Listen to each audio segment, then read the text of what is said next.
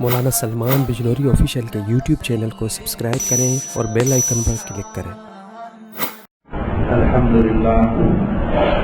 الحمدللہ نحمده ونستعینه ونستغفره ونؤمن به ونتوکل علیہ ونعوذ باللہ من شرور انفسنا ومن سیئات اعمالنا من یهده اللہ فلا مضل له ومن یضلل فلا هادی له ونشهد ان لا الہ الا اللہ وحدہ لا شریک له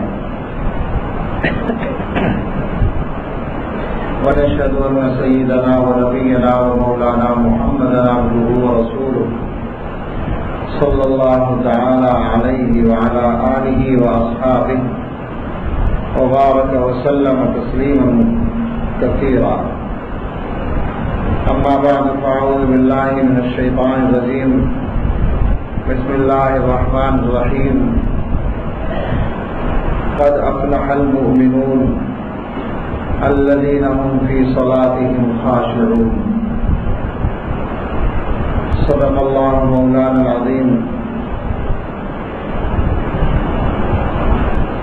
قال رسول الله صلى الله عليه وسلم إن الرجل لينصرف وما كتب له إلا أجر صلاته تسعها سنونها سبعها سدسها خمسها ربعها سدسها نصفها أو كما قال عليه الصلاة والسلام.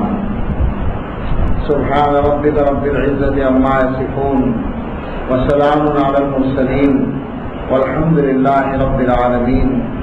اللهم صل على سيدنا محمد وعلى آل سيدنا محمد وبارك وسلم.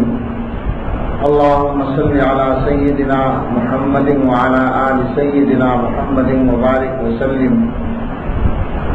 اللهم صل على سيدنا محمد وعلى آل سيدنا محمد وبارك وسلم.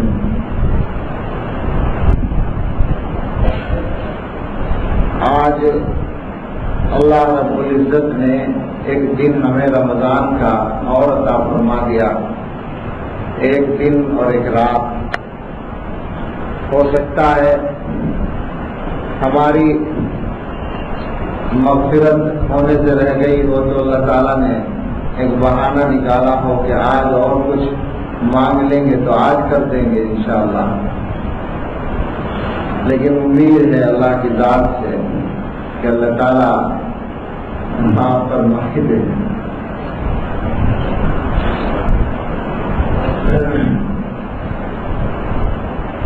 آج گفتگو ہوگی انشاءاللہ نماز کے بارے میں.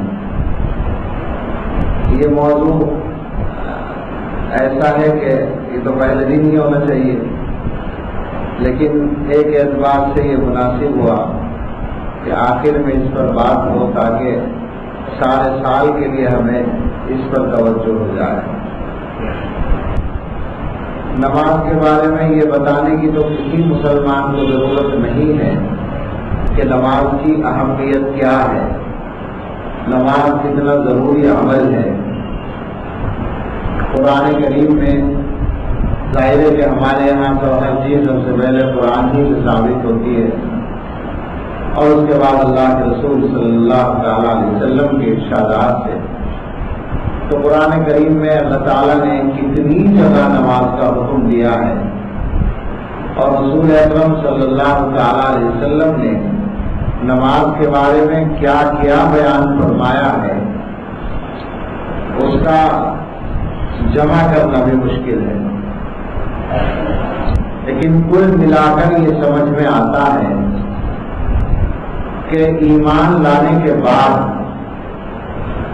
کلمہ پڑھنے کے بعد اللہ تعالیٰ کی نظر میں سب سے پہلا اور سب سے بڑا فریضہ نماز ہے.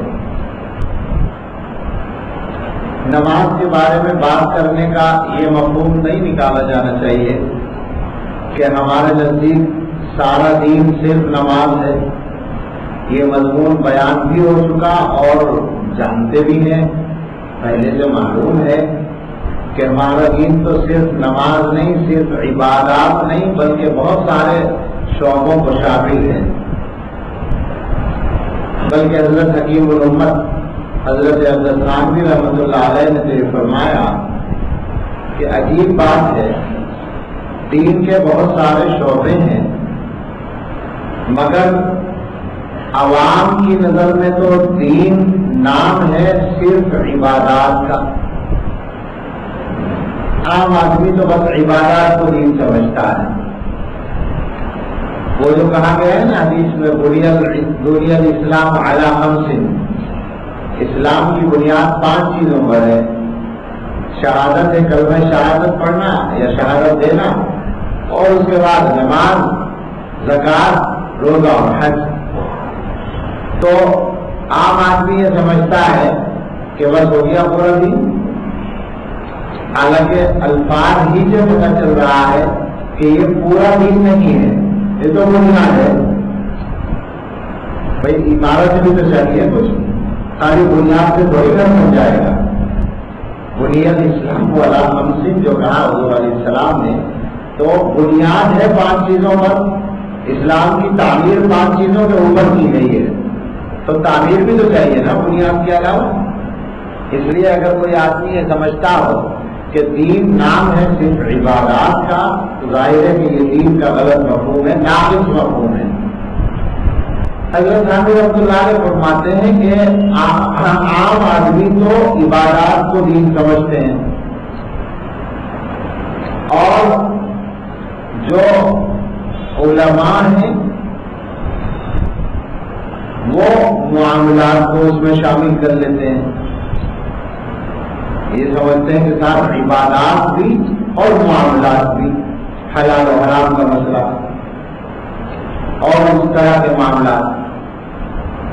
تو علماء عبادات اور معاملات کو شامل کر کے یہ سمجھتے ہیں کہ پورا دین ہو گیا. یعنی ایک عام آدمی کی بات ہے، یہ عام علماء یا عام جو سمجھ ہے اس کے اعتبار سے. اس کے بعد حضرت نے فرمایا کہ اس کے بعد صوفیہ کا نمبر ہے، اہل اللہ کا، مشائخ کا. وہ عبادات کے ساتھ معاملات اور اخلاق کو شامل کر لیتے ہیں، یہ بھی دین کا حصہ ہے. لیکن حضرت فرماتے ہیں کہ اس پر بھی بات مکمل نہیں ہوئی. معاشرت بھی دین کا حصہ ہے. معاشرت کا مطلب ہے ایک دوسرے کے ساتھ ہمارا برتاؤ، ہم ایک دوسرے کے ساتھ کیا برتاؤ کرتے ہیں، یہ بھی اس کا حصہ ہے. اور اس کی تفصیلات کو لوگ دین کا حصہ نہیں سمجھتے. حضرت ثانوی رحمۃ اللہ علیہ کے یہاں اس طرح کی چیزیں بہت سکھائی جاتی تھی. خاص طور سے جو لوگ اسلام کے طالب ہوتے تھے، اسلام کے لیے حضرت سے تعلق رکھتے تھے، ان کی سلسلے میں خوب پکڑ ہوتی تھی. حضرت کی طرف سے بہت سے قوانین مقرر تھے.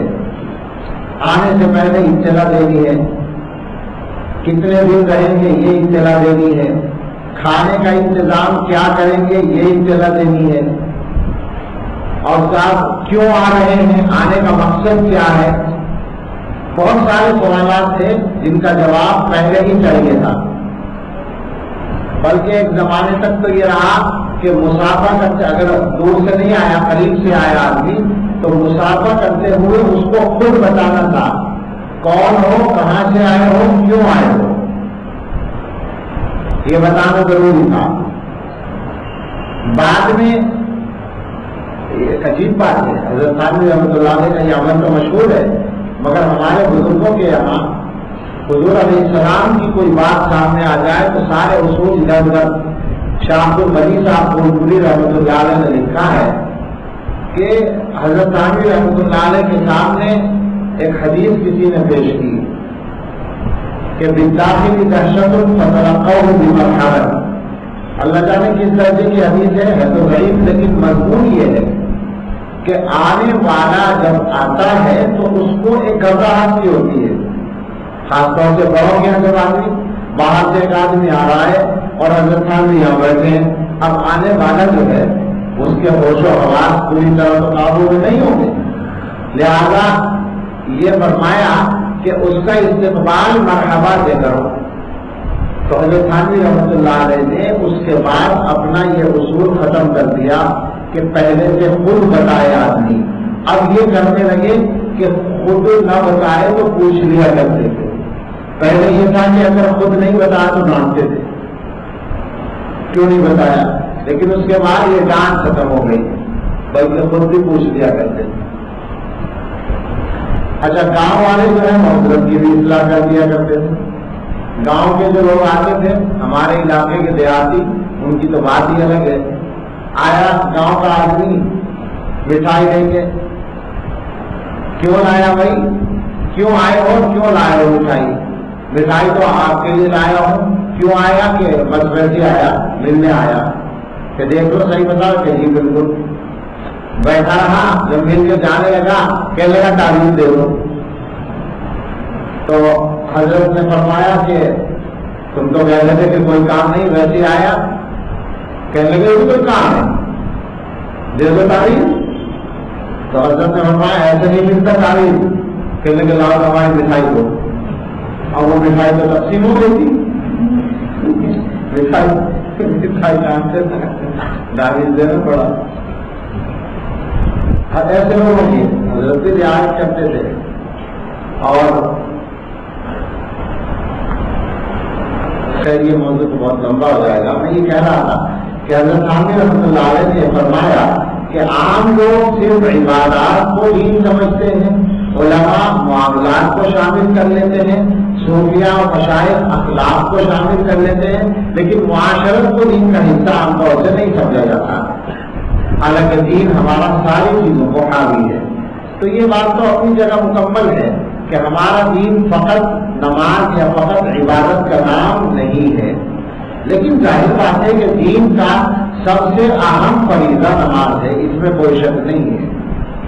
اللہ رب العزت نے قرآن کریم میں ایک جگہ اہل ایمان کی تعریف کی اور خاص اوصاف بتائے، اور وہ بھی اس طرح سے کہ یہ وہ لوگ ہیں. سب سے پہلا مثال اس کا صحابہ کرام ہے کہ دنیا میں اگر ہم ان کو حکومت دے دیں، طاقت دے دیں، تو یہ کیا کریں گے. ذرا سمجھیں مضمون کو کہ اللہ تعالیٰ مومنوں کے بارے میں بتا رہے ہیں. الذین ان مکناہم فی الارض اقاموا الصلاۃ وآتوا الزکاۃ وامروا بالمعروف ونہوا عن المنکر. اہل ایمان جو ہیں ان کی صفت یہ ہے کہ اگر ہم ان کو زمین میں قابو دے دیں، زمین میں طاقت دے دیں، تو وہ نماز کو قائم کریں. سب سے پہلا کام کیا بتایا؟ نماز قائم کریں. یہیں سے ان لوگوں کی غلطی واضح ہوتی ہے جو حکومت قائم کرنے کو اصل مقصد سمجھتے ہیں اور نماز روزے کو اور عبادات کو اس کا ذریعہ سمجھتے ہیں. ایک طبقہ ہے ایسا. مودودی صاحب سے سب سے پہلی غلطی یہی ہوئی تھی کہ انہوں نے دین کی تشریح یہ کی تھی کہ دین کا جو اصل مقصد ہے وہ اللہ کی حکومت قائم کرنا ہے، اور جو عبادات ہے یہ اس کی ٹریننگ ہے، اس کا ذریعہ ہے. تو ٹریننگ تو اصل کام ہونے کے بعد ختم ہو جاتی ہے. کیا عبادات ختم ہو جائیں گی؟ حکومت قائم کرنے کے بعد حضرات علماء نے ان کی بات کا رد اسی آیت سے کیا سب سے زیادہ کہ قرآن یہ کہہ رہا ہے کہ حکومت ملنے کے بعد اقاموا الصلاۃ نماز کو قائم کریں گے. کیا مطلب ہوا اس کا؟ اس کا مطلب ہوا کہ نماز کو حکومت کرنے کے بعد بھی قائم کرنی ہے، پہلے بھی کرنی ہے. تو اس کا مطلب یہ ہے کہ دین کا مقصد یہ ہے، دین کا مقصد حکومت نہیں ہے. یہیں سے یہ بات بھی معلوم ہوتی ہے کہ مسلمانوں کا اعلیٰ مقصد کیا ہے اور مسلمانوں کی پہچان کیا ہے. ہمارے زمانے میں اور تاریخ میں بہت مرتبہ مسلمانوں کو حکومت ملی ہے، مگر یہ بات ان پر ثابت نہیں آئی. ہمارے زمانے میں تو شاید یوں کہا جا سکتا ہے کہ مسلمان کو اگر حکومت مل جائے تو سب سے پہلا کام ہے کہ نماز چھوڑنا ہے. شاید اس لیے کہہ رہا ہوں کہ غالباً کچھ حکمراں الحمدللہ ایسے بھی ہیں جو نمازی ہیں عالم اسلام میں، مگر عمومی جو مزاج ہے مسلمان کا، مسلمان کو حکومت تو بڑی چیز ہے، مسلمان کو پیسہ ہی مل جائے تو اکثر و بیشتر وہ اللہ کو بھول جاتا ہے. کتنا چھوٹا ظرف ہے.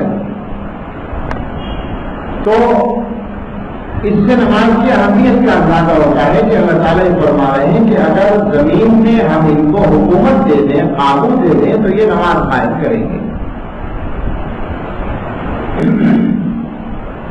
رسول اکرم صلی اللہ تعالی علیہ وسلم نے بالکل مرض الوفات میں عین وفات سے پہلے جو ارشاد فرمایا وہ ہر مسلمان کی آنکھ بھرنے کے لیے کافی ہے. آپ سوچیں کہ بالکل وفات کا وقت ہے، نظر کا عالم ہے، اور آپ محسوس کر رہے ہیں کہ دنیا سے تشریف لے جا رہے ہیں. تو اس وقت آپ نے امت کو کیا فرمایا؟ 2 باتوں کی وصیت فرمائی: الصلاۃ وما ملکت ایمانکم، نماز کا خیال رکھنا اور جو تمہارے ماتحت ہیں غلام باقیاں ہیں ان کا خیال رکھنا. یہ بھی کہا جا سکتا ہے حضور علیہ الصلوۃ والسلام نے آخر وقت میں حقوق اللہ اور حقوق العباد کی طرف اشارہ فرمایا. نماز اللہ کا حق ہے اور باندی اور غلام کا معاملہ بندوں کا حق ہے. تو آپ ذرا غور کریں کہ بالکل دنیا سے تشریف لے جانے کے وقت اللہ کے رسول صلی اللہ علیہ وسلم کس چیز کی تاکید فرما رہے ہیں کہ نماز کا خیال رکھنا. تو یہ مضمون تو وہ تھا جس کے بارے میں میں یہ کہنا چاہتا تھا کہ مسلمان کو یہ بتانے کی ضرورت نہیں ہے کہ نماز کی کیا اہمیت ہے، لیکن جو اصل مسئلہ ہے ہم لوگوں کا وہ یہ ہے کہ انسان کو، مسلمان کو نماز کس طرح پڑھنی چاہیے. قرآن کریم کی آیت ہم نے پڑھی ابھی. اللہ رب العزت نے فرمایا: قد افلح المؤمنون الذین هم فی صلاتهم خاشعون. کامیاب ہو گئے وہ مؤمنین، کامیاب ہو گئے وہ اہل ایمان جو اپنی نماز میں خشوع کو اختیار کرتے ہیں، خشوع کے ساتھ نماز پڑھتے ہیں. یہ مشہور حدیث ہے کہ ایک مرتبہ رسول اکرم صلی اللہ تعالی علیہ وسلم مسجد نبوی میں تشریف فرما تھے اور ایک صاحب آئے، انہوں نے نماز پڑھی اور نماز ذرا جلدی جلدی پڑھ لی. تو حضور علیہ الصلوۃ والسلام نے ان کو بلایا اور اس کے بعد فرمایا: ارجع فصلی فإنک لم تصلی، تم واپس جاؤ اور دوبارہ نماز پڑھو، تم نے ابھی نماز نہیں پڑھی. وہ بیچارے گئے اور جیسے پہلے پڑھی تھی پھر دوبارہ پڑھی. ظاہر ہے حضور جانتے تھے یہ بات کہ ایسا ہی ہوگا، لیکن مقصد تھا پوری طرح ذہن میں بٹھانا بات کو، غلطی کو واضح کرنا. وہ گئے اور جلدی سے نماز پڑھ کے واپس آ گئے. پھر آئے تو آپ نے پھر فرمایا: فصلی فإنک لم تصلی، بھائی واپس جاؤ تو پھر نماز پڑھو، تو پہلی نماز نہیں پڑھی ہے. تو انہوں نے کہا: رسول اللہ کیسے پڑھو؟ اب سوال ہے. تو حضور علیہ الصلوۃ والسلام نے ان کو طریقہ بتایا اور وہ حدیث نماز کی مکمل ترکیب پر مشتمل ہے، جس میں حضور علیہ السلام نے، جس کا خلاصہ یہ ہے کہ گویا نماز کو اطمینان سے پڑھو. ایک حدیث میں فرمایا رسول اکرم صلی اللہ تعالی علیہ وسلم نے کہ 12 مرتبہ آدمی نماز پڑھ کے فارغ ہو کر واپس آتا ہے، مگر اس کو اپنی نماز کا 10واں حصہ یا 9واں حصہ یا 8واں حصہ یا 7واں حصہ یا 6واں حصہ یا 5واں یا 4تھا یا 3را یا 2سرا یعنی آدھا ملتا ہے. یعنی گویا کوئی آدمی نماز کا آدھا ثواب پاتا ہے، کوئی 1/4 پاتا ہے، کوئی 5واں حصہ پاتا ہے، کوئی 6واں حصہ پاتا ہے، کوئی 8واں 9واں حصہ پاتا ہے، کوئی 10واں حصہ پاتا ہے. 1/10. عجیب بات ہے. ایک روایت میں یہ فرمایا: لا صلاۃ الا بحضور القلب، دل کی حاضری کے بغیر نماز ہی نہیں ہوتی. ایک روایت میں فرمایا کہ ليس للعبد من الصلاة إلا ما عقل منها، آدمی کو نماز کا وہی حصہ ملتا ہے جس کو وہ سمجھ کر پڑھے۔ ایک روایت میں یہ فرمایا کہ ان الرجلین لیقومان من امتی لیقومان الى الصلاة وركوعهما وسجودهما واحد وانما بين صلاتيهما ما بين السماء والارض۔ میری امت کے دو آدمی نماز کے لیے کھڑے ہوتے ہیں، دونوں کا رکوع سجدہ ایک جیسا ہوتا ہے، مگر دونوں کی نمازوں کے درمیان اتنا فرق ہوتا ہے جیسے زمین و آسمان کا فاصلہ۔ دیکھنے میں ایک جیسا لگ رہا ہے مگر بہت فرق ہو گیا نمازوں میں۔ یہ کیا چیز ہے؟ یہ نماز کی جو اصل کیفیت ہے اور نماز کی جو اصل حقیقت ہے اس سے بیگانہ رہنے کا نتیجہ ہوتا ہے۔ تو اس وقت گویا دو باتوں پر ہمیں توجہ دینی ہے۔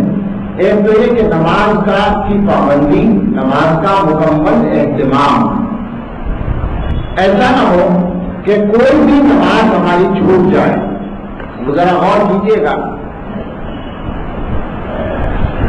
کیونکہ ہماری قوم میں، اس امت میں اس وقت جو صورتحال ہے وہ یہ ہے کہ اکثریت نماز نہیں پڑھ رہی ہے،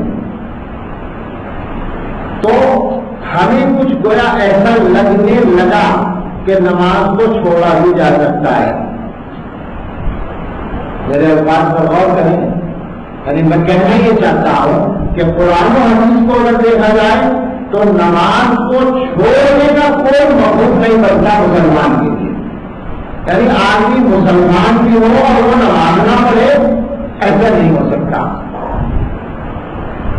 بہت سی مرتبہ ایسا ہوتا ہے کہ کوئی غلط سے غلط بات ہونے لگتی ہے تو ہمیں ایسا لگتا ہے جیسے یہ بھی چلنے والی بات ہے، مگر حقیقت میں ایسا نہیں ہوتا۔ آپ غور کریں، سچی بات ہے، اس امت کے اکثر لوگ نماز نہیں پڑھ رہے، ایسا ہی۔ تو کیا کام چل رہا ہے اس امت کا؟ سوال یہ ہے کہ اس امت کا کام ٹھیک ٹھاک چل رہا ہے؟ آپ جائزہ لیں تو پتا چلے گا کہ دنیا کے نقشے سے اس طرح نکال پھینکا گیا ہے جیسے کوئی سے مکھی نکال کر پھینک دی جائے، کچھ بھی نہیں ہو رہا ہے، کوئی وزن نہیں ہے۔ مجموعی اعتبار سے یہ پوری امت اس وقت اتنی بے وزن ہے کہ اندازہ نہیں کیا جا سکتا، جبکہ اس کے پاس آبادی ہے، جبکہ اس کے پاس پیسہ ہے، اس کے پاس طاقت ہے، حکومتیں ہیں۔ مسلمانوں کے پاس آپ غور کیجیے گا، یہ مضمون عام طور سے لوگ کہتے نہیں ہیں، لیکن میں اس کو سوچتا ہوں اور کہہ بھی دیتا ہوں اگر ضرورت ہو کہ دنیا کے اندر اگر دیکھا جائے عالم اسباب کے اعتبار سے تو اسباب کی کوئی کمی مسلمانوں کے پاس نہیں ہے۔ حکومتوں کے پاس فوجی طاقت ہے، ہتھیار بھی ہے۔ اگر کچھ کمی ہوتی ہے کسی ملک کے پاس تو امریکہ باہر کو وہاں لڑائی کرا کے بھر دیتے ہیں ہتھیار، یہ ہوتا ہے۔ ہتھیار بھی ہے، طاقت ہے، تعداد بھی ہے، آبادی بھی ہے، فوجیں بھی ہیں، لیکن ساری دنیا کی یہ طاقت مسلمانوں کی مل کر کسی ایک دشمن اسلام کا قلعہ تباہ کرنے کے لائق جو ہو، کچھ بھی تو نہیں ہوتا۔ جس کا جو جی چاہتا ہے کرتا ہے۔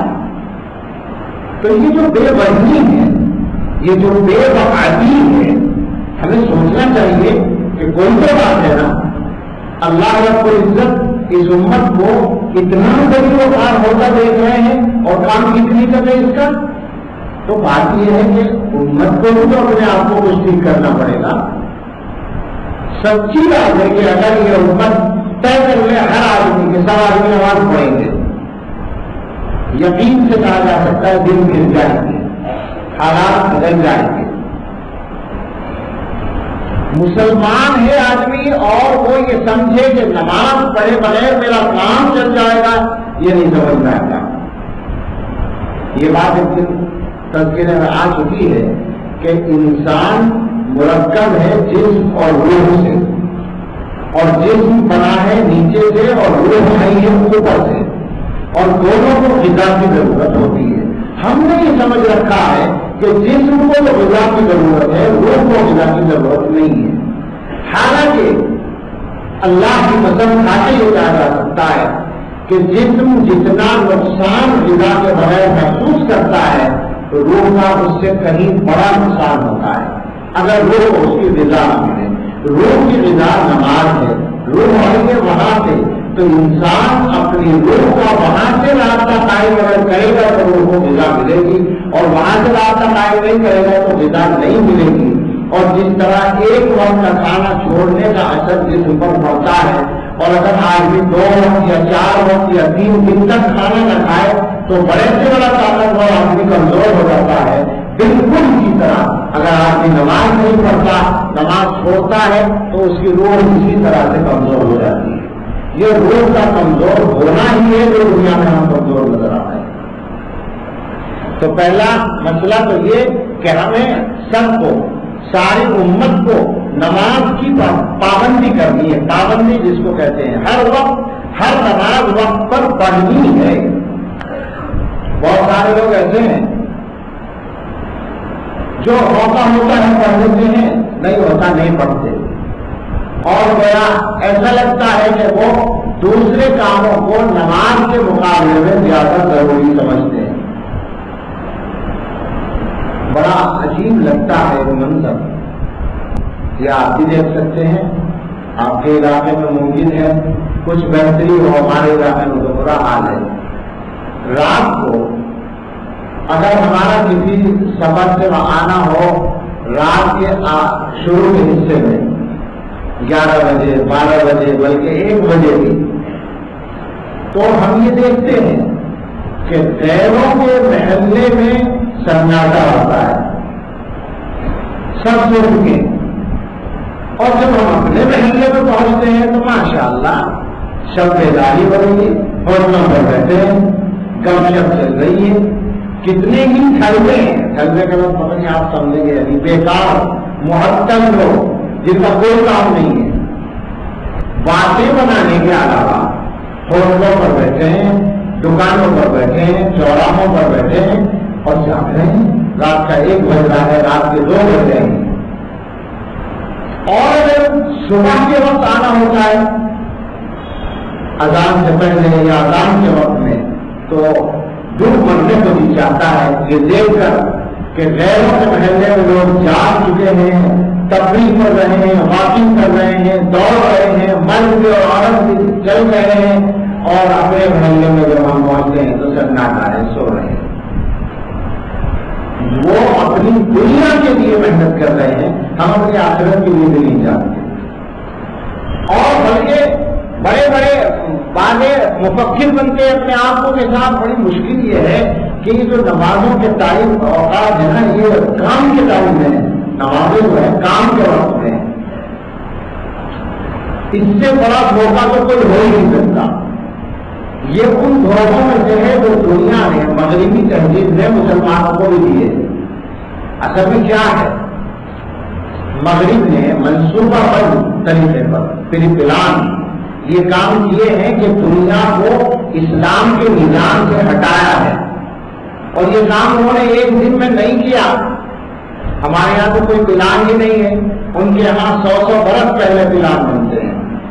تو انہوں نے دنیا کا ماحول یہاں تک لے آئے ہیں وہ کہ اب انسان دوپہر کو سو کر اٹھتا ہے اور رات آدھی رات تک وہ کم سے کم دن سمجھتا ہے۔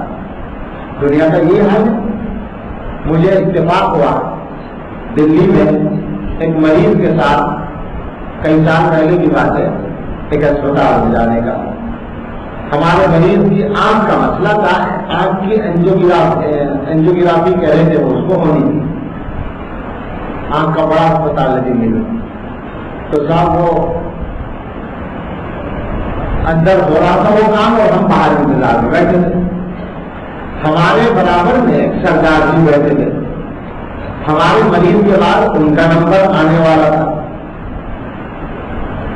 میں کوئی سردار جی کا ویسا لطیفہ نہیں سنانے جا رہا ہوں جیسے لطیفوں کی آپ امید کر سکتے ہیں، اور اگر جی چاہے تو واقعہ سن لیجیے بہت بیچ میں یہ حضرت نے سنایا.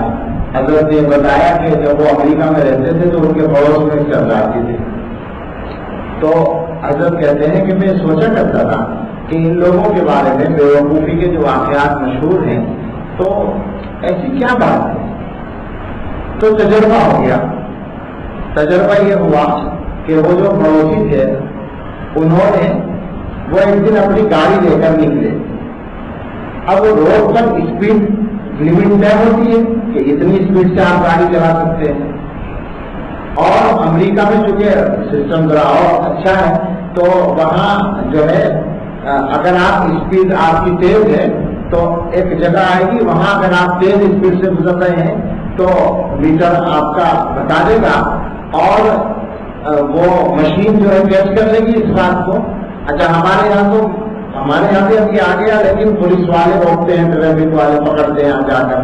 وہاں یہ نہیں ہے. وہاں یہ ہے کہ فوراً کمپیوٹر میں چلا جائے گا اور آپ کے دل میں ایک ٹکٹ بن جائے گا جرمانے کا. ٹکٹ کہتے ہیں اس کو وہاں پر. اور اس کا پتہ آپ کو بھی چلے گا, یعنی آپ کی گاڑی میں الارم بجے گا کہ آپ کا ٹکٹ کٹ گیا ہے اتنے ڈالر کا جرمانہ. تو وہ فرما رہے تھے کہ یہ پڑوسی جو تھے ہمارے یہ چلے اپنی گاڑی لے کر. تو جب وہ پوائنٹ آیا تو کٹ سے الارم بجا, ٹکٹ بن گیا. تو انہوں نے دیکھا کہ کیا میں زیادہ اوور اسپیڈ چل رہا ہوں, تو پتہ چلا کہ نہیں اسپیڈ اوور تو نہیں ہے. شاید وہاں اس جگہ پر 80 یا اس سے زیادہ اسپیڈ تھی اور یہ اس سے کم چل رہے تھے, بہت کم تھے. تو ان کو غصہ آیا کہ یہ انہوں نے ان کی مشین جو ہے غلط چل رہی ہے, ان کو احساس بھی نہیں ہے. تو اب میں ایک بار اور چیک کرتا ہوں, اگر پھر ہوا تو جرمانہ کراؤں گا ان کے اوپر ٹریفک پولیس پر. چنانچہ اگلے پوائنٹ سے یو ٹرن لیا اور پھر واپس آئے اسی پوائنٹ پہ اور پھر آگے نکلے تو پھر کٹ سے ایک ٹکٹ بن گیا. اب سردار جی کو اور غصہ آیا. پھر اگلے پوائنٹ سے جا کے یو ٹرن لے کے واپس آئے, پھر واپس اسی پوائنٹ پہ پھر ٹکٹ بن گیا. کہتے ہیں اللہ کہ اللہ کے بندے نے 8 دفعہ یہ تجربہ کیا ہے. ٹکٹ پہ ٹکٹ لگ رہے ہیں, پتہ نہیں کتنے ڈالر کا ہوتا ہوگا. آج کے بعد اس کا دماغ وہ ہوا کہ بھائی یہ تو بہت سارے ٹکٹ بن گئے, کہیں الٹا نہ معاملہ ہو جائے. اس کے سمجھ میں آیا. گھر پہنچے تو وہ ٹکٹ جو ہے اس کی سیلنگ پہنچی ہوئی تھی. پتہ ہی نہیں چلا کہ آپ نے بریک نہیں لگا رکھی تھی, اس لیے آپ نے ٹکٹ میں لگایا.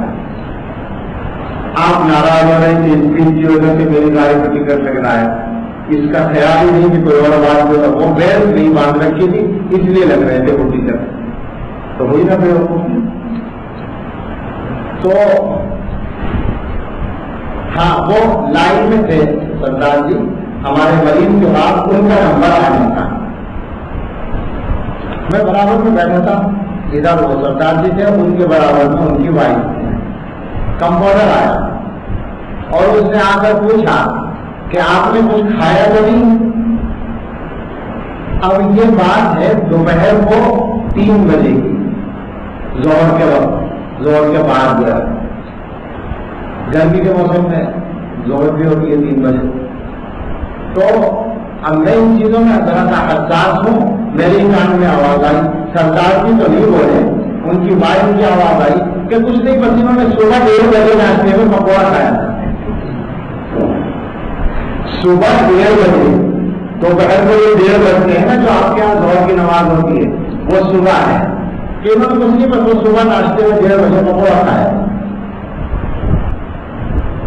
اس کے بعد نہیں, وہ اس بات سے میں متوجہ اس لیے ہوا کہ اس سے 5 منٹ پہلے ان محترمہ نے گھر ٹیلی فون کیا اور اس پر انہوں نے کسی بچے سے بات کی اپنے. تو اس میں وہ یہ کہہ رہی تھی کہ تم اٹھ گئے یا نہیں, تم نے ناشتہ کر لیا یا نہیں. ناشتے کی بات ابھی تھوڑی دیر پہلے ہو چکی تھی, تو اس پر بھی میں متوجہ ہو گیا, میں نے سن لیا. تو سمجھ میں آیا کہ صاحب ان کے نزدیک دوپہر کو 1:30 بجے صبح ہو سکتی ہے. لیکن حقیقت یہ ہے کہ مسلمانوں میں بھی ایک بڑی تعداد ہے جو ماشاءاللہ اتنی ترقی کر چکی ہے کہ اس کی صبح 1:30 بجے ہو سکتی ہے. ہو کیا رہا ہے, سسٹم کو بدلا گیا جان بوجھ کے. اللہ کا جو نظام تھا جو فطرت کے مطابق تھا وہ یہ تھا کہ آدمی صبح سے دوپہر تک اصل کاروبار کا کام کرے، محنت کا کام. کیوں؟ فطرت کے مطابق کیوں ہے؟ اس لیے کہ جو وقت سورج کے اٹھنے کا ہوتا ہے، اوپر چلنے کا، وہی وقت انسان کی طاقت کے اٹھان کا ہوتا ہے. پوچھ لیں آپ کسی ڈاکٹر سے، زوال کے بعد، دوپہر کے بعد جس طرح سورج ڈھلنے لگتا ہے، انسان کی طاقت بھی سستی کی طرف جاتی ہے. اللہ تعالیٰ کا نظام یہ تھا کہ اصل محنت کاروبار کی فجر کی نماز سے لے کر ظہر تک کی جائے، اور اس کے بعد آدمی کھانا کھا کے تھوڑا بہت سیلولر کر کے آرام تھوڑا کر کے اگر کچھ کام بچ گیا ہے تو اس کو اثر تک نمٹا لے. یہ نظام تھا فطرت کا. اور اثر کے بعد اگر کسی رشتے دار سے ملنا ہے، کسی بیمار کی عیادت کرنی ہے، کوئی اور کام ہے، اس کو کر لے. مغرب پڑھنے کے بعد اپنی ضروریات پوری کرے اور عشاء پڑھ کے سو جائے. یہ فطرت کے مطابق نظام تھا. اور آپ اگر غور کریں گے تو مغرب نے دنیا کو جس مصیبت میں مبتلا کیا ہے اسی کا ایک حصہ یہ بھی ہے کہ نظام غلط دیا گیا، دوپہر تک سونے کا نظام بنا دیا گیا، اس کے بعد کاروبار کا ٹائم شروع ہوتا ہے. تو نتیجہ کیا ہے؟ نتیجہ یہ ہے کہ رات کے بڑے حصے میں کاروبار کرنا پڑتا ہے، دکانیں کھلتی ہیں، بازار کھلتے ہیں. آپ بتائیں کہ بجلی کا خرچ بڑھتا ہے یا نہیں؟ یہ جو بجلی کی ڈیمانڈ جو ہے زیادہ ہے اور اس کی کھپت وہ ہے پیداوار کم ہے، کیا بات ہے آپ کے؟ تم نے مصیبت خود کھڑی کر رکھی ہے. اگر اللہ کی روشنی سے فائدہ اٹھاؤ، سورج کی روشنی میں کام کرو تو بجلی کی ڈیمانڈ گھٹے گی یا نہیں گھٹے گی؟ اگر مغرب کے وقت بازار بند ہو جائے آدھی سے زیادہ بجلی بچ جائے گی. مصیبتیں کھڑی کی ہیں اس نظام نے. کاش دنیا کو پھر کوئی نظام مل جائے ابو بکر و عمر والا. ہم اس لیے نہیں کہتے کہ ہماری حکومت قائم ہو جائے، ہم اس لیے کہتے ہیں کہ یہ دنیا جو ہے اپنی فطرت کے قریب آ جائے. اس دنیا کو مصیبتوں میں ڈالا ہے اس نظام نے، اللہ اس سے بچا لے. تو خیر بات یہ ہو رہی تھی کہ کچھ لوگ یہ سمجھتے ہیں کہ صاحب نمازیں جو ہیں کام کے وقت میں ہیں، تو ظاہر ہے کہ کام کا وقت الٹا ہو گیا تو نمازیں اس میں آ گئی، ورنہ نمازیں صحیح وقت میں تھی، کام اپنے وقت سے ہٹا ہوا ہے. تو ایک بات تو یہ ہے کہ ہم میں سے ہر آدمی یہ عہد کر لے، آج رمضان کی آخری رات ہے، میں بھی عہد کروں، آپ بھی عہد کریں، اور کوشش کریں ہمارے گھر والے بھی اور ہمارے ماتحت لوگ بھی اور ہمارے جاننے والے بھی جن سے ہم بات کر سکیں سب یہ عہد کر لیں گے انشاءاللہ اپنی زندگی میں جان بوجھ کر کوئی نماز ہم انشاءاللہ قضا نہیں ہونے دیں گے. جب آدمی نماز کا پکا ہوتا ہے تو پھر اللہ کی مدد اس کے ساتھ آتی ہے. جو لوگ بھی پکے نمازی ہیں اور وہ سفر کرتے ہیں، آپ ان سے پوچھ سکتے ہیں کہ سفر میں کہیں بھی نماز پڑھنے میں کوئی رکاوٹ نہیں آتی، کبھی نہیں آتی. بس یہ کہ اپنا ارادہ پکا ہونا چاہیے. کبھی اگر کمزوری ہوئی تو اپنے ارادے میں ہوئی اگر پریشانی آئی، ورنہ ارادہ پکا ہو تو کبھی نہیں ہوتا. میں تو سچی بات یہ سمجھتا ہوں، میں تو معمولی سا گھٹیا سا ادنا سا گنہگار آدمی، نمازیں بھی بس ایسی بس اللہ پڑھوا لیتے ہیں، لیکن ہم نے یہ دیکھا ہے کہ سفر میں کبھی بھی دشواری نہیں ہوتی. عجیب ہمارے ساتھ قصہ ہوا، پچھلے سال میں کسی سفر سے واپس دلی ایئرپورٹ اترا، کوہرے کا زمانہ تھا، تو گاڑی نہیں منگائی، ٹیکسی نہیں منگائی اور یہ سوچا کہ ٹرین سے سفر کریں گے. اب وہاں پہنچے تو پتہ چلا کہ ٹرین کی بھی تو کوہرا ہے، وہ بھی لیٹ ہے، 5-6 گھنٹے لیٹ تھے. تو اب یہ ہوا کہ فوری طور پہ ٹیکسی کا بھی انتظام نہیں ہو سکتا، تو میں نے سوچا کہ بس سے چلیں. بس اسٹینڈ پہنچ گیا، کشمیری گیٹ جو ISBT ہے. بہت زمانے کے بعد جانا ہوا، وہاں جا کے نماز پڑھی، اثر کی، چائے وائے پی اور اس کے بعد ہم نے بس تلاش کی. مل گئی، اتفاق سے دیوبند کی سیدھی بس مل گئی، ہم بیٹھ گئے اس میں. جب بس چلنے کا وقت ہوا تو مغرب کی نماز کا وقت ہونے میں 1 گھنٹہ باقی تھا. اب مجھے فکر ہوئی کہ نماز مغرب کی نماز کہاں ہوگی، تو میں نے ڈرائیور سے بات کی، ڈرائیور ہندو تھا، میں نے کہا بھائی اب یہاں سے چلنے کے بعد آپ کہاں رکیں گے؟ اس نے کہا کہ اب تو بہت دور، مطلب کہ دیر تک چلے گی گاڑی، کیونکہ وہ غازی آباد کی بائی پاس سے شاید نکلنا تھا اس کو، اور آگے جانے کہاں جا کے رکتی، کیوں آپ کیوں پوچھ رہے ہیں؟ اس نے کہا، میں نے کہا کہ مجھے نماز پڑھنی ہے پون گھنٹے کے بعد۔ پھر میں نے کہا کہ ویسے تمہاری بس میں جگہ ہے بونٹ کے بعد، میں یہاں پڑھ سکتا ہوں نماز، لیکن چلتی بس میں پڑھنا مشکل ہوتا ہے، اس لیے میں پوچھ رہا ہوں۔ تو اس نے کہا کہ جب آپ کی نماز کا وقت ہو مجھے بتا دینا، میں گاڑی سلو کر لوں گا۔ میں نے کہا ٹھیک ہے۔ اب میں انتظار میں رہا، جب وہ ایسا موقع آیا کہ روڈ ٹھیک ہو گیا، بس کا مغرب کا وقت بھی ہو گیا، تو میں مصلح لے کے اٹھا۔ اس نے دیکھا، کہنے لگا آپ کا وقت ہو گیا، ان کا جی ہو گیا، تو اس نے گاڑی سلو کی، میں نے مصلح بچھایا، نیت باندھی۔ نیت باندھنے کے بعد گاڑی چل رہی تھی، تو چاہے وہ بس ہلکی ہی چلے لیکن آدمی بیلنس کے ساتھ تو کھڑا نہیں ہو سکتا، تو میرا بدن جیسے ہلنا شروع ہوا تو پیچھے سے کنڈکٹر کی آواز آئی کہ بس روکو نماز پڑھ رہے ہیں، اور وہ بھی ہندو تھا، کنڈکٹر بھی ہندو تھا، اور میں نے اس سے کوئی بات بھی نہیں کی تھی، بس اس نے یہ دیکھا کہ آپ کی نماز پڑھ رہا ہے اور اسے پریشانی ہو رہی ہے نماز پڑھنے میں، تو اس نے خود ہی بس کو رکوا دیا، بس رک گئی، ہماری نماز مزے کے ساتھ پوری ہو گئی۔ اور میں نے ادھر نظر ڈالی تو اکثر مسافر غیر ہی تھے، میں نے آپ سے شکریہ ادا کیا، کسی نے کوئی اعتراض نہیں کیا کہ کیوں بس روک دی گئی۔ یہ ایک معمولی سی مثال ہے۔ تو آج ہم سب یہ عہد کر لیں کہ انشاءاللہ اپنے جانتے وہ اس سے نماز کبھی قضا نہیں کریں گے، نہ سفر میں نہ بیماری میں، اللہ حفاظت میں رکھ کے بیماری سے۔ دوسرا مسئلہ ہے نماز کو ٹھیک پڑھنا، خشوع کے ساتھ پڑھنا۔ خشوع کے بغیر نماز جو ہے وہ بہت کمزور ہوتی ہے۔ حضرت سفیان ثوری رحمۃ اللہ علیہ کا قول پر نقل کیا ہے کہ من لم یخشع فسدت صلاۃ، جس کے اندر خشوع نہیں ہے اس کی نماز ہی نہیں گئی ہوئی، فاسد ہو گئی۔ اللہ اکبر۔ حسن بصری اور عجیب بات کہہ رہے ہیں، کل صلاۃ لا یحضر فیہا القلب فہی الی العقوبۃ اسرع، ہر وہ نماز جس میں دل حاضر نہ ہو وہ سزا کے زیادہ قریب ہے بجائے ثواب کے، اور الٹا گناہ نہ ہو جائے۔ اسی لیے حضور علیہ السلام نے فرمایا لا صلاۃ الا بحضور القلب، بغیر حضور قلب کے نماز نہیں ہوتی۔ حضرت نے نمازیوں کی 5 قسمیں بیان کی۔ نمازی 5 طرح کے ہوتے ہیں۔ نمبر 1 متحاون فی الصلاۃ، نماز میں سستی کرنے والے۔ نماز میں سستی کرنے والے کا مطلب ہے کبھی نماز پڑھ لی کبھی نہیں پڑھی، بے قاعدگی کرنے والے اور نماز چھوڑ دینے والے۔ ظاہر ہے کہ یہ درجہ بہت غلط ہے، لیکن کیا کریں، اس امت میں تو ایسے بھی افراد سب نہیں ہیں، آدھے سے زیادہ تو وہ لوگ ہیں جو پابندی سے چھوڑتے ہیں، پابندی سے پڑھتے نہیں ہیں، پابندی سے چھوڑتے ہیں۔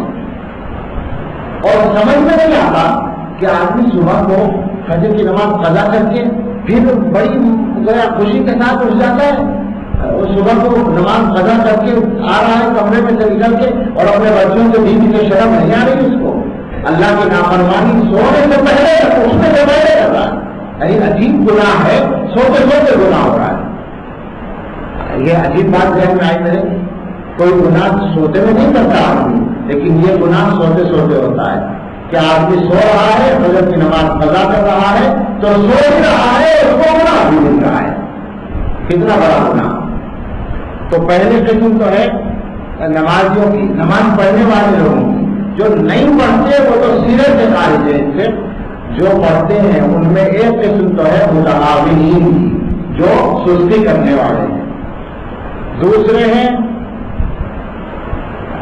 یہ ہم جیسے لوگ ہیں معاقب فی الصلاۃ، جنہیں نماز میں گناہ ملتا ہے۔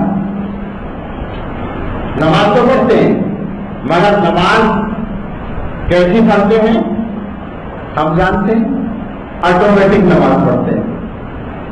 ہم لوگوں کی نماز جو ہے ایسے صحیح کہہ رہا ہوں نا، بالکل آٹومیٹک نماز ہے، نیت باندھنے کے بعد خود بخود کام ہوتا رہتا ہے۔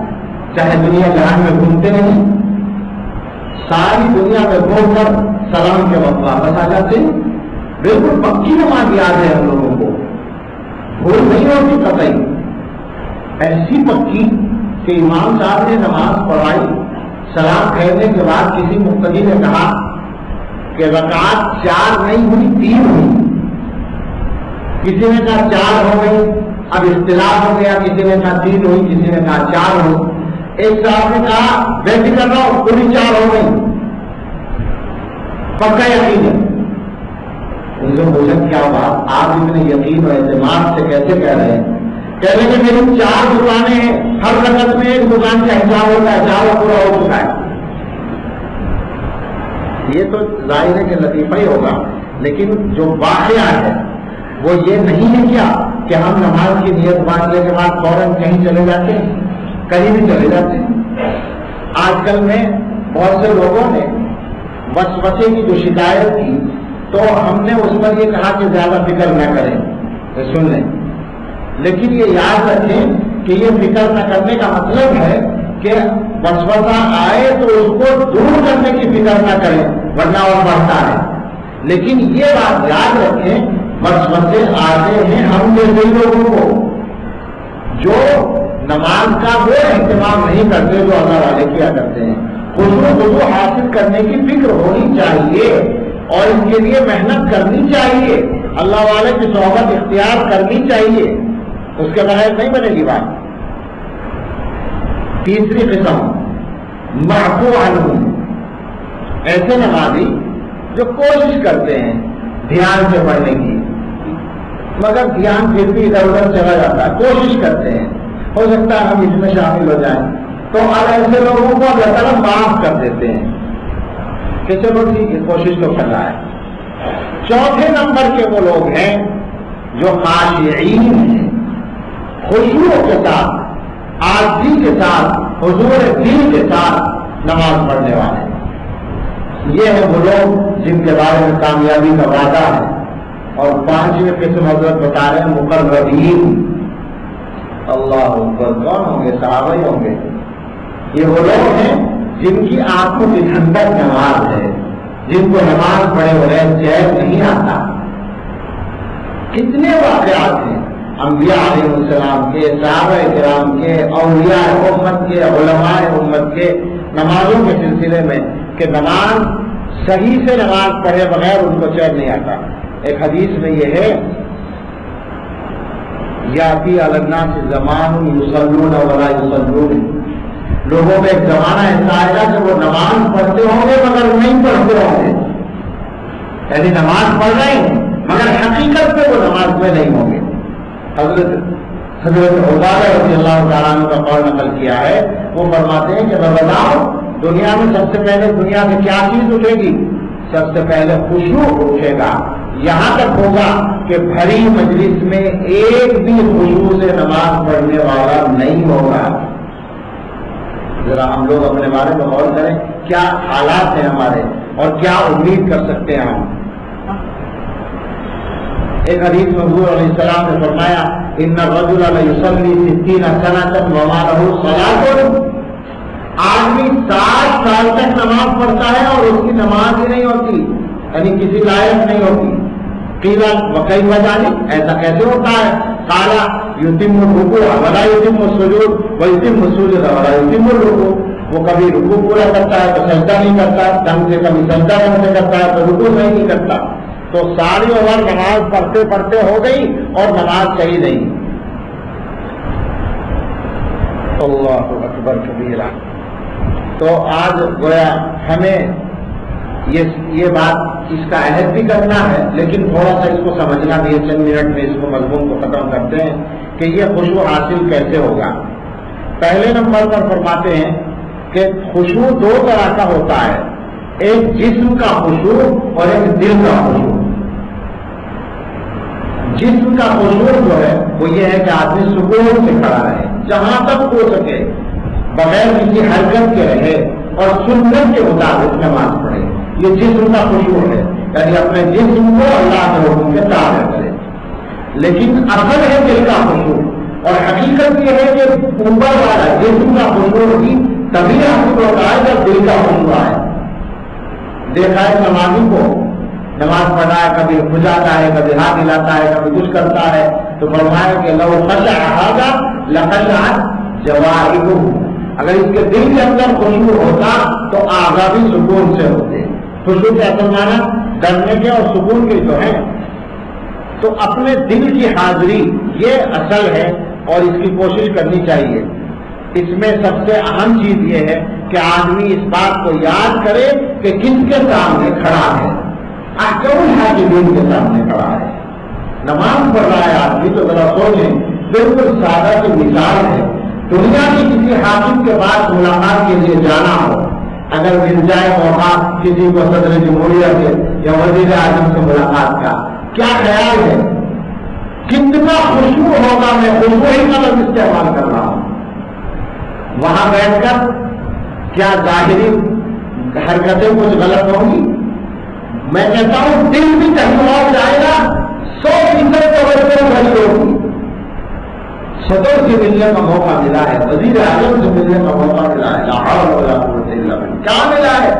روزانہ احکم الحاکمین سے مناجات کا موقع ملتا ہے، اور وہاں نہ خشوع جسم کا ہے اور نہ خشوع دل کا ہے. تو آدمی یہ ڈرے، یہ غور کرے کہ اللہ رب العزت کے دربار میں کھڑا ہے، اور اس کے لیے ضروری ہے کہ ایک تو حلال غذا کھائی جائے. حرام کا کھانا کھا کر صحیح نماز نہیں پڑھی جا سکتی. دوسری بات ہے گناہوں سے بچا جائے. شاید آپ کو یاد ہو ایک دن اس پر گفتگو ہوئی تھی کہ طہارت کامل ہو تو نماز صحیح ہوگی، اور اس میں حضرت کے حوالے سے ہم نے عرض کیا تھا کہ ظاہری طہارت بھی ہو، یعنی جسم پاک ہو، مگر اس میں یہ شرط تھی کہ حرام کے لقمے سے بھی پاک ہو. دوسرے کہ تمام ظاہری اعضاء گناہوں سے پاک ہو. تیسرے کہ دل گناہوں سے پاک ہو. چوتھے کہ دماغ گناہوں سے اور گناہوں کے خیالات اور ارادوں سے پاک ہو. یہ ساری چیزیں حاصل کرنی چاہیے، کیونکہ گناہوں کی بات اس گناہگار نے بہت کی ہے. تو آپ اس کو سمجھ لیں کہ گناہ چھوڑے بغیر تو کچھ بھی حاصل نہیں ہوتا. گناہ چھوڑنے کے بعد ہی یہ چیز آئے گی. جو نماز کا اصل خشوع ہے اس کو حاصل کرنے کا اصل جو طریقہ ہے وہ گناہ کو چھوڑنا ہے، اور اس کے بعد پھر وضو کو سنت کے مطابق کرنا، اور اذان کے اوپر توجہ دینا، اذان سے غفلت نہ کرنا. اذان کے بارے میں یہ لکھا ہے کہ جو آدمی اذان ہونے پر احترام کے ساتھ اذان سنتا ہے اور اس کا جواب دیتا ہے تو امید یہ ہے کہ انشاءاللہ اس کو مرتے وقت کلمہ نصیب ہوگا. کتنی بڑی فضیلت ہے. تو اذان کو آدمی اہتمام سے سنے اور پھر نماز کا انتظار کرے اور کوشش کرے کہ اپنے اللہ کی طرف متوجہ ہو جائے. نماز سے کچھ پہلے مسجد میں آ کر بیٹھ جائے تاکہ دھیان اللہ تعالیٰ کی طرف ہو جائے.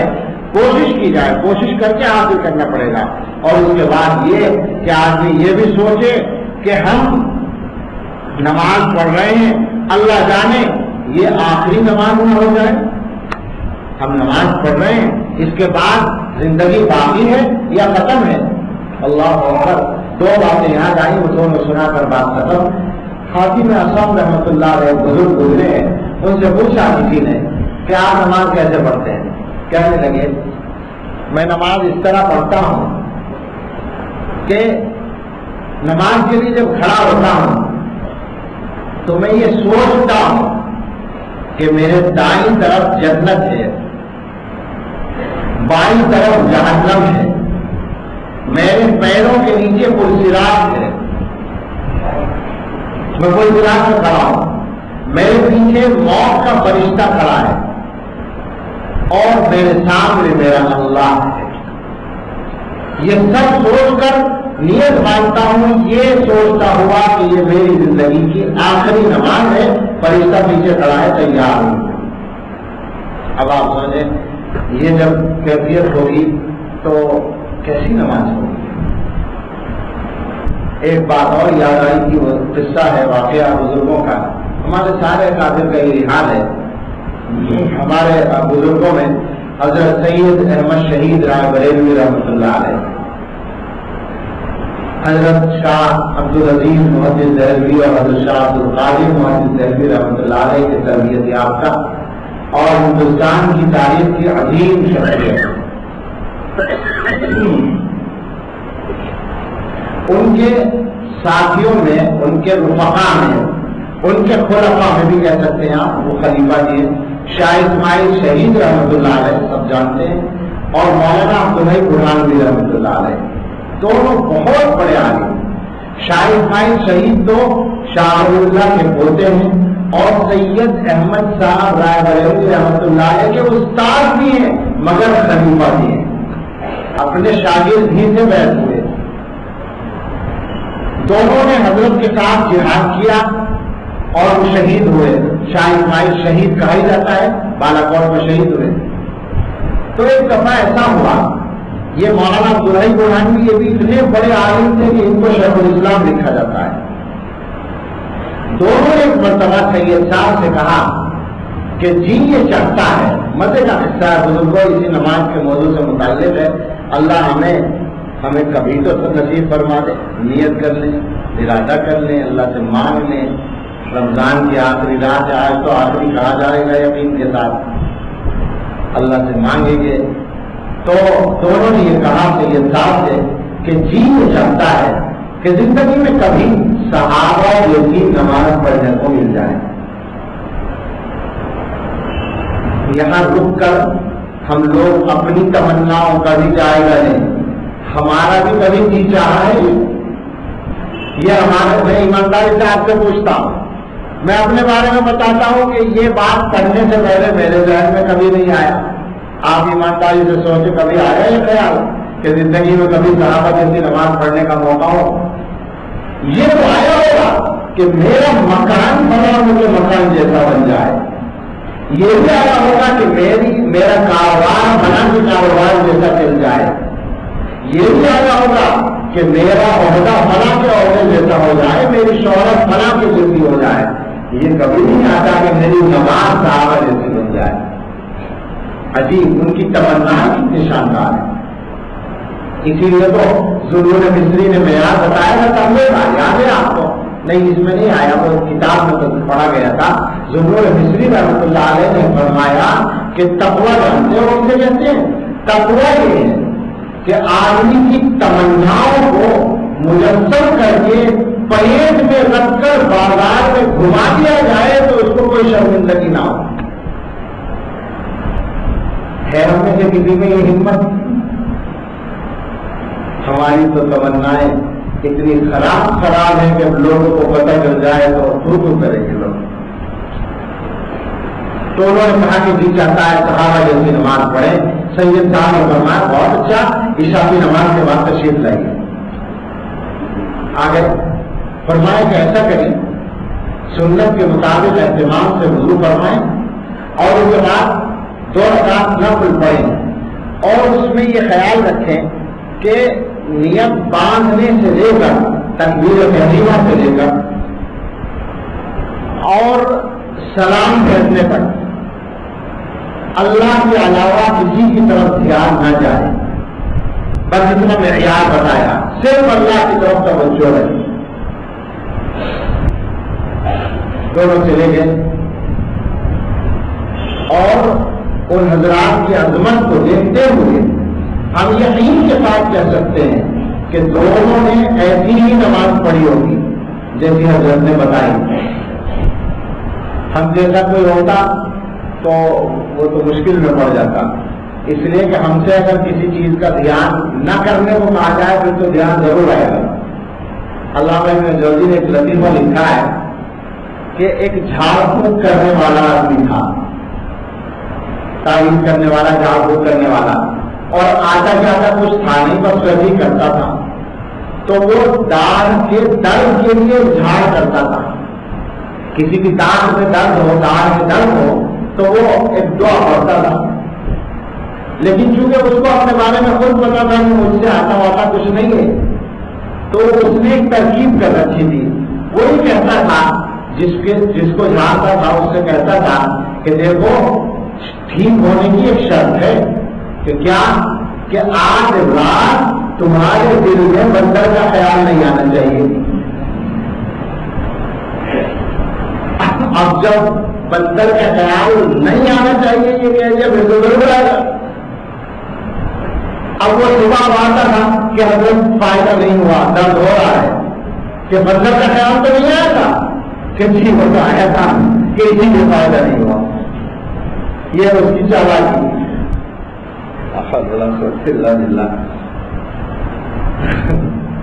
تو اگر کسی متعین چیز کے بارے میں کہہ دیا جائے کہ اس کا خیال نہیں آنا چاہیے پھر تو آتا ہی ہے. لیکن خیر یہ تو لطیفہ ہے. یہ حضرات تو بہت بڑے لوگ تھے, وہاں اسماعیل شہید اور مولانا عبداللہ صاحب جا کے انہوں نے نماز پڑھی اور 100% مجھے تو یقین ہے کہ انہوں نے ایسی پڑھی ہوئی جو بھی حضرت نے بتائی تھی بالکل صحیح پڑھی ہوئی. لیکن اللہ والے جو ہوتے ہیں وہ اپنے عمل کو اچھا نہیں سمجھتے. ہم جیسا کوئی ہوتا تو وہ ضرور حضرت سے جا کے فوراً 2 رقم پڑھ کے رپورٹ دیتا کہ حضرت پہلی جو بھی آپ نے کہی خلافت دے دو. کیا خیال ہے؟ بالکل یہ ہوگا. مشائخ کے یہاں حضرت کہا کرتے ہیں, حضرت خانی نے بھی لکھا ہے کہ مرید جو ہے اپنے اچھے اچھے حالات بتاتا ہے, خراب والے حالات نہیں بتاتا. جو گڑبڑ ہے وہی بتانا. خواب بھی اگر دیکھیں گے اور خواب میں کچھ حصہ اچھا ہے کچھ خراب ہے تو اچھا والا بتا دیں گے, خراب والا نہیں بتائیں گے. یہ تیر کو خود نکالنا پڑتا ہے کہ کچھ اور بھی ہوگا اس میں. تو دونوں حضرات اپنے عمل کو خراب سمجھنے والے بڑے لوگ تھے. نماز 2 رکعت پڑھنے کے بعد دونوں کو یہ احساس ہوا کہ جیسی نماز پڑھنی چاہیے تھی ویسی نہیں ہوئی, لہٰذا دوبارہ پڑھی. پھر نیت باندھ لی اور زیادہ خوشو خضو کے ساتھ نماز پڑھی. پھر سلام پھیرنے کے بعد وہی احساس غالب ہوا, پھر نیت باندھ لی, پھر ایسے ہی ہوا, پھر باندھ لی. ساری رات ہو گئی نماز پڑھتے پڑھتے یہاں تک کہ اذان کی آواز آ گئی. اب دونوں روتے ہوئے اٹھے, استغفر اللہ, اللہ معاف فرمائے, اللہ ہمیں بخش دے, ہم ساری رات میں 2 رکعت صحیح نہیں پڑھ سکے. یہ استغفار کرتے ہوئے پہنچ گئے سید صاحب کے پاس, حضرت کے پاس. وہ بھی وہی تھے کہ حضرت ساری رات ہو گئی, اللہ معاف فرمائے, استغفر اللہ, ہم سے نماز صحیح نہیں پڑھی گئی. حضرت نے فرمایا الحمدللہ, ہو گئی صحابہ جیسی نماز. کیسے؟ انہوں نے فرمایا صحابہ کی عبادت کا یہی حال تو لکھا ہے قرآن میں, کانوا قلیلا من اللیل ما یہجعون وبالاسحار هم یستغفرون.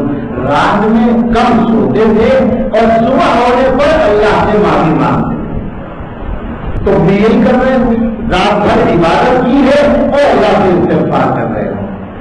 یہاں سے ہم سمجھ لیں کہ صحابہ کا معیار کیا ہے, عبادت کر کے اللہ سے معافی مانگنا. اور ہمارا حال یہ ہے کہ گناہ کر کے بھی ہم اللہ سے معافی نہیں مانگتے. کیا زمین آسمان کا فرق ہے؟ وہ الگ ایسا ہے جیسے وہ الگ مخلوق ہے, الگ مخلوق ہے. اسی لیے حضرت شاہ ولی اللہ رحمۃ اللہ نے لکھا ہے کہ اگر صحابہ ہمارے زمانے میں آ جائیں تو وہ یہ کہیں گے کہ بھائی یہ تو مسلمان نہیں ہے, یہ تو کوئی اور لوگ اور قوم ہے, کسی اور مذہب کے ماننے والے ہیں. ہم لوگوں کو دیکھ کر مسلمان نہیں سمجھے گی صحابہ.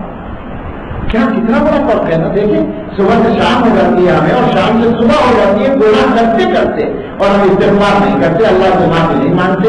اور ان کا حال یہ ہے کہ وہ رات بھر عبادت کر کے استغفار اس پر کرتے ہیں کہ اللہ آپ کی عبادت جیسے ہمیں کرنی چاہیے تھی آپ نہیں کر سکے. تو ہم سب یہ بھی عہد کریں, کوشش کریں گے انشاءاللہ اللہ رب العزت ہم سب کو اچھی نماز پڑھنے کی توفیق عطا فرمائے. جیسی اللہ کی عبادت ہونی چاہیے ویسی تو کون بندہ کر سکتا ہے. سچی بات ہے.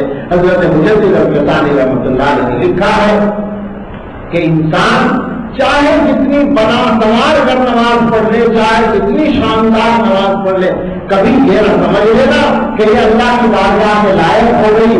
اللہ کی شان اس سے بڑا سما اللہ کی شان بہت آگے ہے. انسان جو نمازیں پڑھتا ہے وہ جتنی اچھی پڑھ لے وہ اللہ کی بارگاہ کے کہاں لائق ہوگی. لیکن اپنی جیسی کوشش تو انسان کو کرنی ہے نا. بس یہی اصل سمجھنا ہے کس کے دربار میں ہم کھڑے ہیں، کس عظیم ذات کا وہ دربار ہے، اور اس کے سامنے کھڑے ہو کر ہم کہاں اور کہاں گھوم رہے ہیں، کیسی ہم نماز پڑھ رہے ہیں۔ اللہ رب العزت ہم سب کو اچھی نماز نصیب فرمائے، خشوع والی نماز نصیب فرمائے، ہمیں ان کامیاب مومنین میں اللہ تعالیٰ شامل فرما دے جن کی نمازوں میں خشوع ہوتا ہے۔ اللہ اس امت کے ہر فرد کو نمازی بنا دے، آمین۔ وآخر دعوانا الحمدللہ رب العالمین۔ 2 منٹ مراقبہ کر لیں اور اس کے بعد پھر دعا۔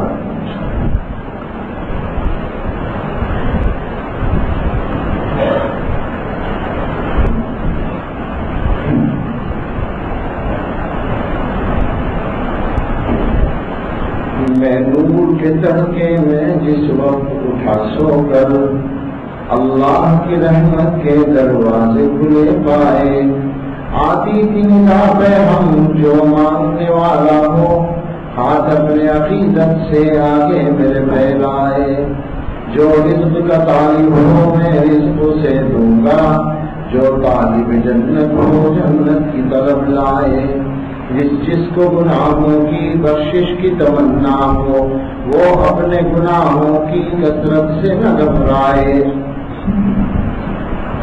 جس کو گناہوں کی بخشش کی تمنا ہو وہ اپنے گناہوں کی کثرت سے نہ گھبرائے، وہ مائل توبہ ہو میں مائل بخشش ہوں، میں رحم سے بخشوں گا وہ شرم سے بچتا ہے، یہ سنگے ہوئے جاری آنکھوں سے میری آنسو، قسمت ہے محبت میں رونا جسے آ جائے، قسمت ہے محبت میں رونا جسے آ جائے، آقائے گدا پرور سائل ہوں تیرے در پر، میں اور تو کیا مانگوں بس تو مجھے مل جائے۔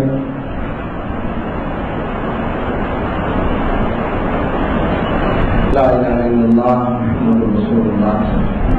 اللہم صلی علی سیدنا محمد وعلی آل سیدنا محمد وبارک وسلم۔ یا رب لک الحمد کما ینبغی لجلال وجهک وعظیم سلطانک، ربنا آتنا فی الدنیا حسنۃ وفی الآخرۃ حسنۃ وقنا عذاب النار۔ اے اللہ، اے رب کریم، اے رحمان الرحیم، ہم آپ کے کچھ گناہگار بندے پھر جمع ہیں، اے اللہ ہم بار بار جمع ہو رہے ہیں اور بار بار مانگ رہے ہیں آپ سے، اے اللہ لاج رکھ لیجیے، بے شک ہمارے ہاتھ تو لاج رکھنے کے لائق نہیں ہے، اے اللہ مگر آپ کی رحمت تو لاج رکھنے کے لائق ضرور ہے، اے اللہ یہ دیکھ لیجیے، اے اللہ ہم گناہگار تو بہت بڑے ہیں لیکن تھوڑا تھوڑا احساس ہمیں ضرور ہے اپنے گناہوں کا، لے کے آئے ہیں آپ کے دربار میں اپنے گناہوں کے گٹھڑ اور انبار، اور لے کے آئے ہیں آپ کے سامنے اپنے گناہوں کے پہاڑ، لیکن اس یقین کے ساتھ کہ اللہ آپ کے پاس ہر بڑے سے بڑے گناہ کی معافی کا دروازہ کھلا ہے، اے اللہ اس یقین کے ساتھ آئے ہیں کہ آپ کے پاس توبہ قبول کرنے کے لیے اپنے بندوں کے ساتھ بڑی رحمت کا بڑی وسعت کا معاملہ ہے، آپ کے پیغمبر نے ہمیں یہ راز بتا رکھا ہے کہ جس طرح ہمیں گناہ کرنے کی عادت ہے آپ کو مغفرت فرمانے کی عادت ہے۔ اے اللہ کتنا کرم ہے آپ کا، آپ ہمارے محتاج نہیں ہیں، آپ کے لیے ہماری عبادتیں آپ کی شان کو بڑھاتی نہیں ہیں، ہمارے گناہوں سے آپ کا کچھ بگڑتا نہیں ہے، لیکن رب کریم آپ نے توبہ قبول کرنے کا وعدہ کر رکھا ہے۔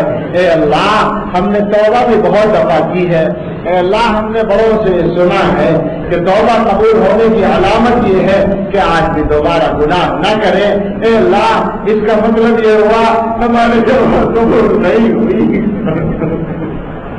اس لیے کہ ہم نے تو بہت دفعہ توبہ کی اور پھر گناہ کر بیٹھے۔ اے اللہ ہمارا عجیب معاملہ ہے، اے اللہ ہمارے ساتھ کرم کا معاملہ کر دیجئے، ہماری توبہ قبول کر لیجئے۔ اے اللہ ہم اپنے بال سفید کر بیٹھے مگر اپنے دلوں کو سیاہ کر بیٹھے، اے اللہ ہمارے دلوں کو نورانی بنا دیجیے، ہمارے دلوں کی سیاہی کو دھو دیجیے۔ اے اللہ، اے رب کریم، رمضان کے مہینے میں بیٹھے ہیں، آخری رات میں بیٹھے ہیں، آپ کے گھر میں بیٹھے ہیں، اعتکاف کی حالت میں بیٹھے ہیں، بے شک ہمارے عمل واسطوں کے لائق نہیں ہے، مگر ہم اپنے عمل کا واسطہ نہیں دے رہے۔ اے اللہ، واسطہ تو آپ کی رحمت کا دینا ہے۔ اے اللہ، آپ اپنی رحمت کا معاملہ فرما دیجیے، ہمارے ساتھ بھی، ہمارے گھر والوں کے ساتھ بھی، ہماری اس پوری امت کے ساتھ رحمت کا معاملہ فرما دیجیے۔ اے اللہ، اے اللہ، اے رب کریم، اے رحمان رحیم، عمل بے شک بہت خراب ہے، مگر ہم آپ سے مانگ کر رہے ہیں اللہ، اے اللہ اقرار کر رہے ہیں آپ کے علاوہ ہمارا کوئی رب نہیں ہے۔ اے اللہ، بے شک یہ ہمارا کوئی آپ کا احسان نہیں ہے، ہم تو یہ کہنا چاہتے ہیں ہم آپ کو رب مانتے ہیں اور آپ کے علاوہ کسی کو رب نہیں مانتے۔ اے اللہ، ہمارا کوئی بخشنے والا آپ کے سوا نہیں ہے، انت، آپ کے علاوہ کوئی بخشنے والا نہیں ہے۔ اے اللہ، بخش دیجیے، معاف کر دیجیے، مغفرت فرما دیجیے۔ اے اللہ، اس پورے مجمع پر رحمت کی نظر ڈال دیجیے، اس پوری بستی پر رحمت کی نظر ڈال دیجیے، اس پورے خطے پر رحمت کی نظر ڈال دیجیے۔ اے اللہ، اس پوری امت پر رحمت کی نظر ڈال دیجیے۔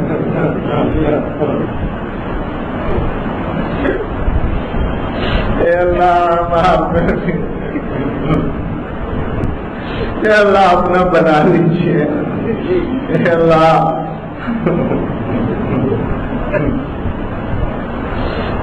اے اللہ، آپ جیسے کہتے ہیں ہم یہ ضرور کہتے ہیں کہ آپ ہمارے ہیں۔ اے اللہ، یہ تو ہم اعلان کرتے ہیں، اے اللہ ہم اقرار کرتے ہیں۔ اللہ، ایک دفعہ آپ سے کہہ دیجیے کہ تم میرے ہو۔ بے شک اس لائق نہیں ہے، لیکن رب کریم، اے رحمان الرحیم، اب تو آپ کے گناہگار ہی بندے اس دنیا میں ہیں، کچھ اولیاء ہیں جو برگزیدہ ہیں، کچھ اکثر ہم جیسے گناہگار ہیں۔ اے اللہ، ہم جیسے گناہگاروں کو بھی اپنا بنا ہی لیجیے،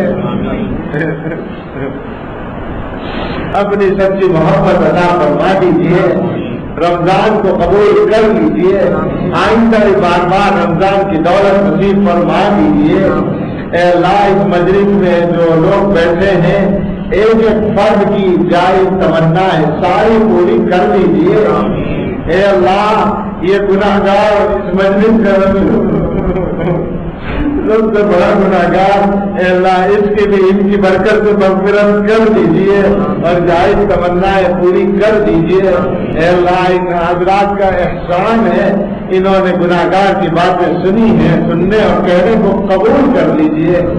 اے اللہ، ہمارے تمام متعلقین کو، ہمارے میزبانوں کو، فاروق بھائی اور تمام متعلقین کو اللہ اپنی رحمت سے نواز دیجیے۔ اے اللہ، خاص رحمت عطا فرما دیجیے۔ اللہ، ہمارے دلوں پر رحمت کی ایک نظر ڈال دیجیے۔ اللہ، ہمیں علم نافع، عمل صالح، رزق حلال واسع، لسان ذاکر، قلب خاشع اور ہمارے مقبول نصیب فرما دیجیے۔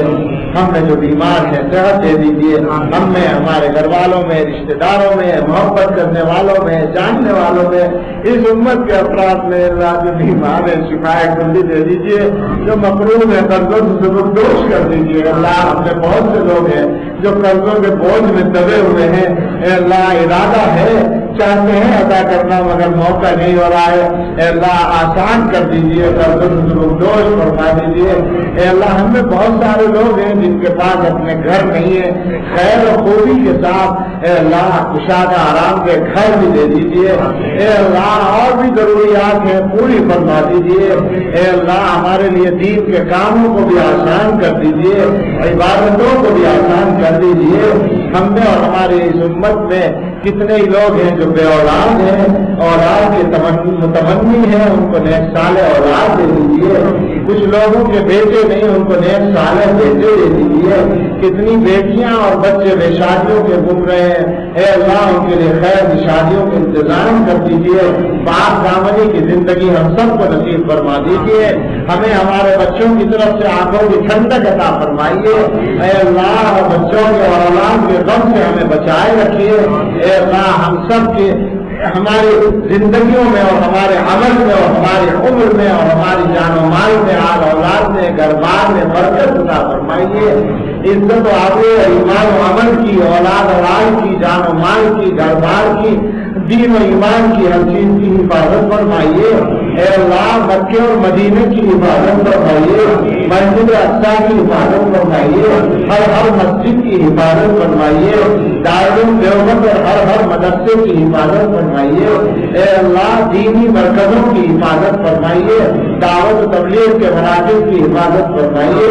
اے اللہ جن خانقاہوں میں اللہ دکھایا جاتا ہے ان کی حفاظت فرمائیے، اے اللہ دین کے کاموں میں جو لوگ تعاون کرتے ہیں ان کی حفاظت فرمائیے، اے اللہ ہم سب کے ہر عمل کو قبول کر لیجیے، اس امت پہ رحم فرما دیجیے، اے اللہ ہم کمزور ہیں، ہمیں اپنی رضا کے کاموں کے لیے قوی بنا دیجیے، ہم اللہ بھکاری ہیں، ہم فقیر ہیں، ہمیں غنا عطا کر دیجیے، اے اللہ غنا ظاہری بھی دے دیجیے، غنا باطنی بھی دے دیجیے، تنگ دستی سے ہماری حفاظت فرما دیجیے اور غیر سے ہماری ضرورتوں کو آسانی کے ساتھ پورا فرما دیجیے، اے اللہ ہم سے راضی ہو جائیے، ہمارے آقا حضرت محمد رسول اللہ صلی اللہ علیہ وسلم کو بھی ہم سے راضی کر